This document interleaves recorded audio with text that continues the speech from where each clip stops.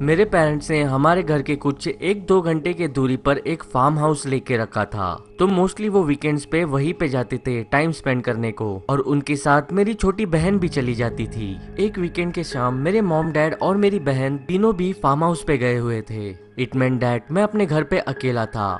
मैं बहुत ही ज्यादा बोर हो रहा था, तो मैंने सोचा मैं अपने पीसी पे गेम खेल लूं।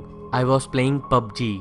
नाउ ओवर द इयर्स मैं इस घर में रह रहा था, तो मैंने एक नेचुरल रिएक्शन डेवलप की थी कि जब भी मैं गेम खेलता था तभी मेरे मॉम डैड मेरे को बुलाते थे ऊपर से, क्योंकि उनका रूम ऊपर फर्स्ट फ्लोर पे था। और जब भी वो बुलाते थे मैं स्टेयरकेस के पास जाता था और उनको आवाज देता था, और ये चीज ऑफन होती थी। तो मेरे कान हमेशा अलर्ट रहते थे कि मेरे मॉम डैड मुझे आवाज दे और मैं सुन लूं। तो उस शाम जब मैं अपने रूम में बैठ के पबजी खेल रहा था, तभी मुझे किसी ने आवाज दी, राहुल। तो जैसे कि मैंने अपने नेचुरल इंस्टिंक्ट्स और आदतों के बारे में बताया था, मैं स्टेयरकेस के पास गया, और जैसे ही मैं स्टेयरकेस के पास गया तभी मुझे रियलाइज हुआ कि मेरे घर पे मेरे मॉम डैड है ही नहीं।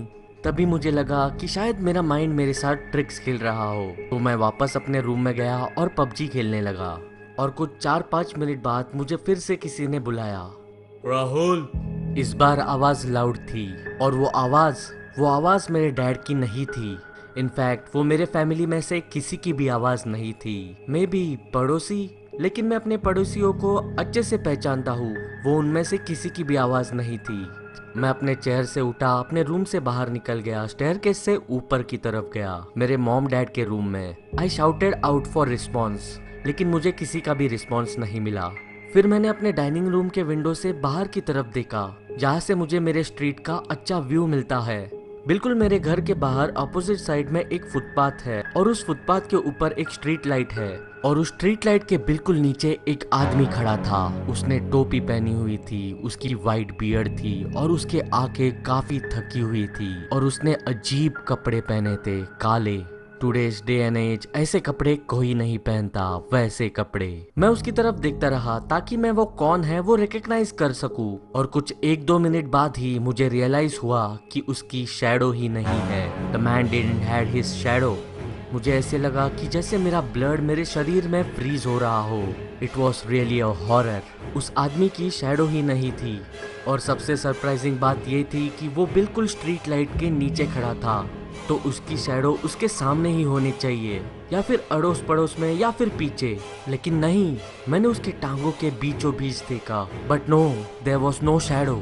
और तभी कुछ स्प्लिट ऑफ सेकंड्स के लिए स्ट्रीट लाइट फ्लिकर हुई, और वो शैडो मैन वहां से गायब हुआ। मैं भागते हुए गया और मेरे घर के सारे दरवाजे और खिड़कियां बंद कर ली, so that I can be safe. मैंने अपने डैड को कॉल किया और जो कुछ भी हुआ वो बताया, और उसके बाद मेरे मॉम डैड आने तक मैं अपने वॉशरूम में ही बैठा रहा। उस दिन के बाद वो शैडो मैन मुझे कभी भी नहीं दिखाई दिया, और ना ही मेरे फैमिली को। This was the scariest story of my life.